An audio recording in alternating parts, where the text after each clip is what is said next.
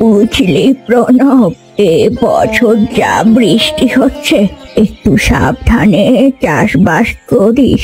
এত ফসল নষ্ট হয় বৃষ্টির দিনে যে কি বলবো। সে ব্যবস্থা আমি করে রেখেছি মা। আর খুব ভালো গাজর আর আলুর আবাদ হয়েছে, লোকে তো প্রতিদিন প্রশংসা করে বেড়ায়। এইভাবেই যদি আবাদ হতে থাকে তাহলে অল্প কয়েক বছরে সবজি বেচে তুই খুব ভালো পয়সা রোজগার করতে পারবি। আমি খুব খুশি হয়েছি, খুব খুশি হয়েছি। অন্তত আমার একটা ছেলে ভালো কিছু করছে। মা থাক না, এখন ওসব কথা তুলে মন খারাপ করো না। না না না, তুলে আর কি পাবো বলতো? তোর বাকি দুয়ের ভাইয়ের নামে এত কথা শুনি, পুরো গ্রামের লোকে ওদের কারণে বিরক্ত। কোনোদিন না জানি ওদের গ্রাম থেকে তাড়িয়ে ছাড়ে। হ্যাঁ রে, আনন্দ তো নতুন মাছের ব্যবসা শুরু করবার চিন্তা করছে, আর মুরালি আজকাল কি করে না করে সে খবর তো কেউই জানে না। মুরালি, ওর কথা আর কি বলবো বলতো? কে জানে কি করে বেড়ায়।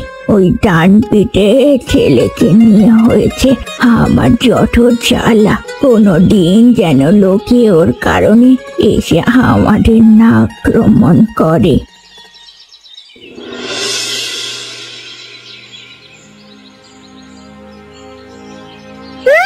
আজও আমি বাজার থেকে ধার করে সদাই এনেছি। আগের কতগুলো টাকা জমে আছে। দোকানি পাওনা টাকার জন্য চেঁচামেচি শুরু করেছে। তোমার কানে কি কোনো কথা যায়?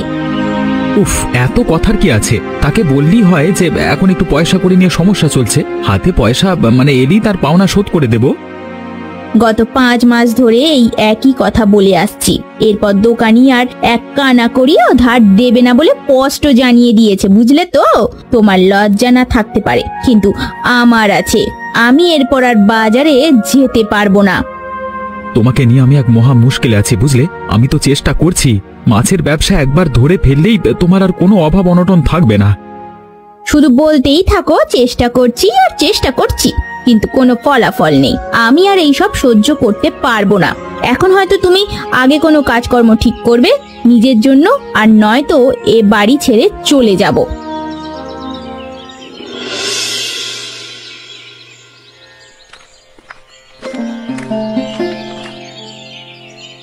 মুরালি, কোথায় থাকিস তুই বলতো? শেষবার তোকে 1 মাস আগে দেখেছি। তোকে তোর বাড়িতেও পাওয়া যায় না, যখনই যাই দেখি তালা ঝুলছে। আমাকে বাড়িতে খুঁজে কোনো লাভ হবে না দাদা। আজকাল আমি বেশিরভাগ সময় গ্রামের বাইরে থাকি। গ্রামের বাইরে? কিন্তু কেন? গ্রামের বাইরে তোর কি কাজ, আর কোথায় যাস তুই? তুমিও কি অদ্ভুত প্রশ্ন করো বলো তো দাদা। আমার এত বড় ব্যবসা, দেশে বিদেশে আমদানি রপ্তানির কাজ, এসব কি আর কৃষি কাজ করবার মতো সহজ?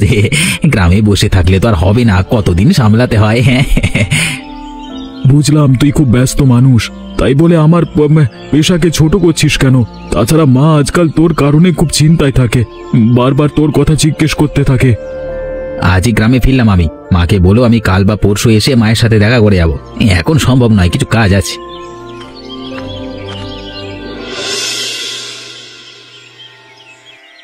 রোজ রোজ ঝগড়া, চিৎকার, চেঁচামেচি কার ভালো লাগে বলো তো?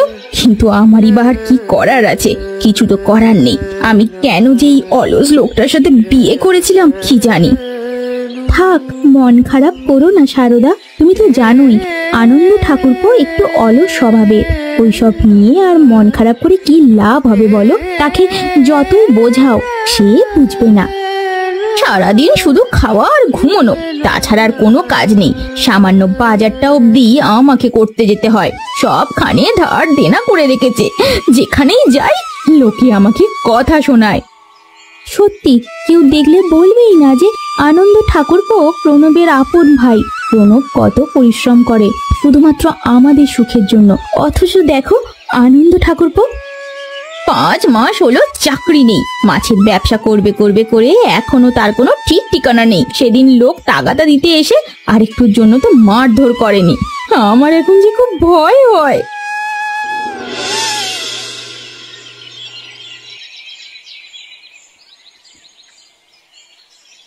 আনন্দের কারণে তো এমনিতেও কোথাও শান্তি নেই। লোকে রোজ রোজ নতুন নতুন অভিযোগ নিয়ে হাজির হয়, আর তার মধ্যে তোর চিন্তা। তোরা তোরা আমায় মেরেই শান্ত হবি, হ্যাঁ মেরেই শান্ত হবি তোরা। মা, কেন এসব বাজে বাজে কথা বলছো বলো তো? আমি অন্তত কাজকর্ম করছি, নিজের ব্যবসা দাঁড় করিয়েছি। তোমার ছেলে আনন্দের মতো বেকার তো পড়ে থাকিনি। কিসের ব্যবসা করবি তুই? হ্যাঁ কিসের ব্যবসা করবি? গ্রামের লোকে প্রায় আমাদের অনেক অনেক বাজে বাজে কথা বলে। তারা বলে নাকি তুই বিপজ্জনক কাজ করিস। সত্যি করে বল তো মুরালি, তুই কি ব্যবসা করিস? সত্যি করে বল। মা, তোমার কাছে কি আমার চেয়ে গ্রামের লোকেদের কথার মূল্য বেশি হয়ে গেল? এখন তুমি আমাকে ছেড়ে ওদের কথা বিশ্বাস করবে? আমি কোনো বিপজ্জনক কাজ করি না। আমি বিভিন্ন আসবাবপত্র, জিনিস সামগ্রী আমদানি রপ্তানির ব্যবসা করি। তাহলে লোকে যে বলে? মা, গ্রামের লোকেদের কথা আর কি বলবো? কেউ ভালো কাজ করে উপরে উঠতে চাইলেই গ্রামের লোকেরা বিভিন্ন কথা ছড়িয়ে কাদা ছোড়াছড়ি করতে শুরু করে। ওদের কথায় কান দিও না তুমি।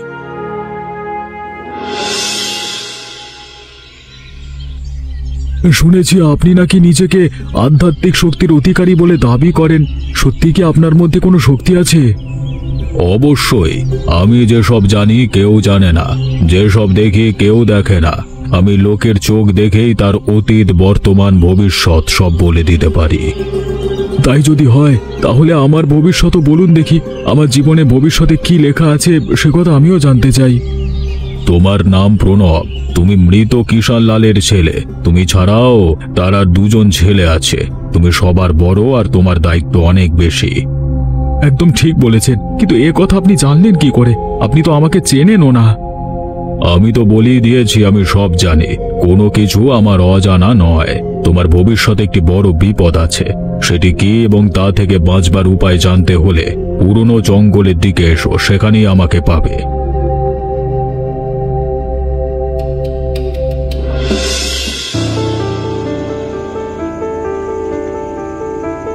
চেনা জানা ছাড়াই পুরো পরিচয় বলে দিল। সত্যি কি অদ্ভুত! এ কোনো সাধারণ মানুষ নয়। আমার মন বলছে ওই ভিখিরির কথা মতো চললে আমাদের বিশেষ কোনো উপকার হবে। যখন থেকে ওই ভিখারির সাথে কথা হয়েছে তখন থেকে শুধু তার কথাই ভেবে যাচ্ছি। আর যা তোর মনে হচ্ছে ঠিক তাই আমারও মনে হচ্ছে। কিন্তু সে বলেছিল ভবিষ্যতে আমার কোনো একটা বড় বিপদ আছে, আমার জানতে হবে সে বিপদটা কি। আমিও নিজের ভবিষ্যৎ জানতে চাই, আর জানতে চাই আমার ভাগ্যের সুখ কখন আসবে। তুই যখন এই ভিখিরির সঙ্গে দেখা করতে যাবি আমিও তোর সঙ্গে যাব দাদা। বেশ বেশ, তাহলে কালকে সকালে আমরা দুজন পুরনো জঙ্গলের দিকে যাব। সেখানে ওই ভিখিরির বসবাস। আর কোনো ভিখিরি না, সে একজন ছদ্মবেশী সাধু। এই কুয়োর জল পান করবার পর নিজেদের মধ্যে কোনো পরিবর্তন অনুভব করছো তোমরা দুজন? এমন মনে হচ্ছে যেন সব তৃষ্ণা মিটে গেছে। এত শীতল জল, মনে হচ্ছে সারা জীবন জল না খেলেও চলবে। সত্যি, এই জল সাধারণ জলের থেকে একদম আলাদা। ভেতরটা একদম শীতল হয়ে গেল। এটি একটি জাদুকরী কুয়ো। এই কুয়ো শুধু তারাই দেখতে পায় যাদের আমি দেখাই। এই কুয়োর জল একবার খেলে আত্মা বিশুদ্ধ হয়ে যায়। আমি জানি তোমাদের জীবনে কি সমস্যা চলছে, আর সব সমস্যার সমাধান আমার কাছে আছে। আপনি সেদিন বলেছিলেন আমার জীবনে একটা বড় বিপদ আছে। এই সে কি বিপদ আমাকে বলুন, না তার থেকে বাঁচার কি উপায়? আসছে বছর একটি খরার সম্ভাবনা আছে, আর খরা হলে তোমার অনেক ক্ষতি হবে। তাই সেজন্য এখন থেকে প্রস্তুতি নিয়ে রাখো, যেন খরার সময় মন্দা কাটিয়ে উঠতে পারো। আর আমি বেকার ঘুরছি, সংসারে শান্তি নেই। যে কাজই করতে চাই সব বিফলে যায়। এখন আমি কি করব? এই অবস্থা থেকে নিজেকে কি করে রক্ষা করব?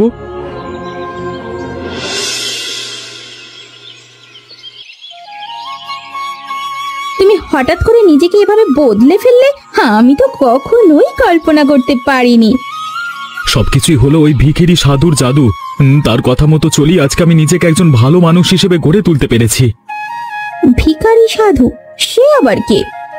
একজন ছদ্মবেশী সাধু সারাদিন ছদ্মবেশে ভিক্ষে করে বেড়ায়। তার অনেক শক্তি, সে অজানা কোথাও জানে, অতীত ভবিষ্যৎ সব জানে। তিনি আমায় বলেছিলেন প্রণব দাদার সাথে জমিতে কাজ করতে। কোথায় থাকেন তোমাদের এই ভিখারি সাধু? সারাদিন ছদ্মবেশে ভিক্ষা করেন আর পুরনো জঙ্গলের পাশে বসে ধ্যানরত থাকেন। শুধু আমি না, আরো বহু লোক তার কাছে যায় নিজেদের জীবনের সমস্যার সমাধান পাওয়ার জন্য।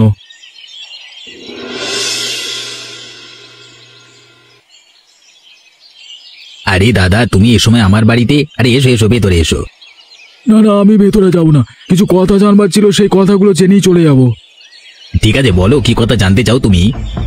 আমি গ্রামের কয়েকজন লোকের কাছে শুনেছি তুই চোরা চালানের ব্যবসা করিস, কথাটা কি সত্যি? এসব কি বলছো দাদা?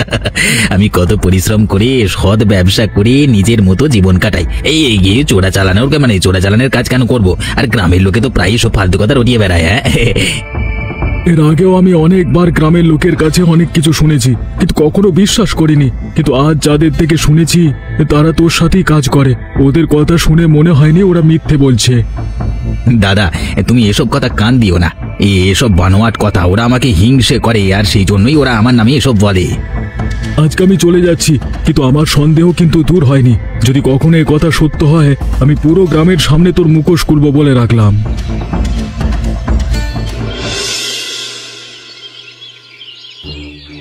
আপনার ব্যাপারে অনেক শুনেছি, এটাও জানি আপনার কথা মতো চলে অনেক লোক উপকৃত হয়েছে।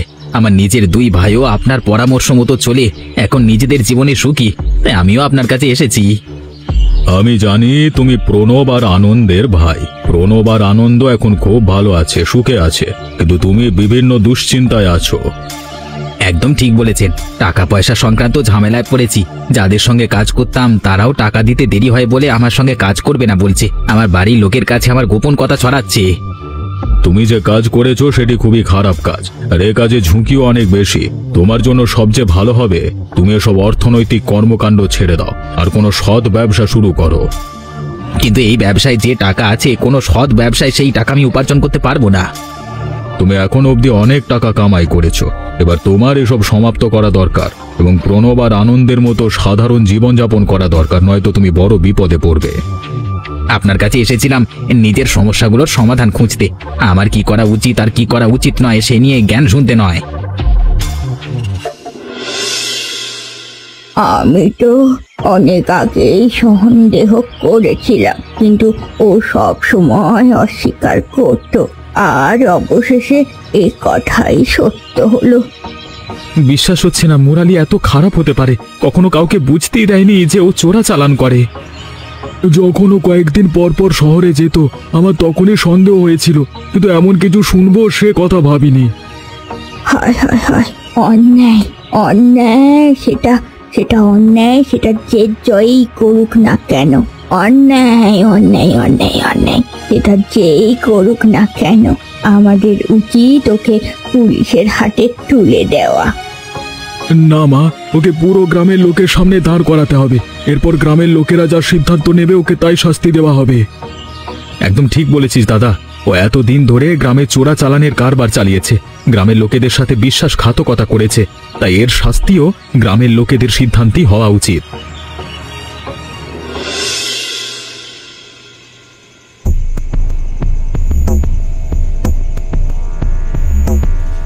আজকে এই প্রণবের কারণে আমি গ্রামের লোকের কাছে অপদস্থ হয়েছি।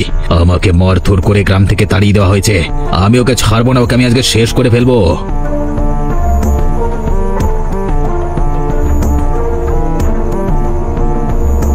একি আপনি এখানে কি করছেন? প্রণব কোথায়? আমি জানতাম তুমি আবার আসবে মুরালি। তোমার মনের মধ্যে প্রণবের জন্য যে ক্রোধের সৃষ্টি হয়েছে তাকে পরিণাম দেওয়ার জন্য তুমি আবার ফিরবে, আর তাই আমি আগে থেকেই সবাইকে সতর্ক করে রেখেছিলাম। আপনার কারণে প্রণব আর আনন্দ আজকে সকলের প্রশংসা করাচ্ছে, আর আমি ধ্বংস হয়ে গেছি। সকলের সামনে অপমান আর লাঞ্ছনা পেয়েছি। প্রণব নয়, সবার আগে আজ আপনাকেই শেষ করব। আমার কারণে নয় মুরালি, তুমি ধ্বংস হয়েছো তোমার পাপ কাজের জন্য। তোমাকে আমি আগেই বলেছিলাম তুমি ভালো হয়ে যাও, সৎ পথে ফিরে এসো, কিন্তু তুমি তোমার পাপকেই বেছে নিয়েছিলে, আর তার পরিণাম আজকে তোমার চোখের সামনে।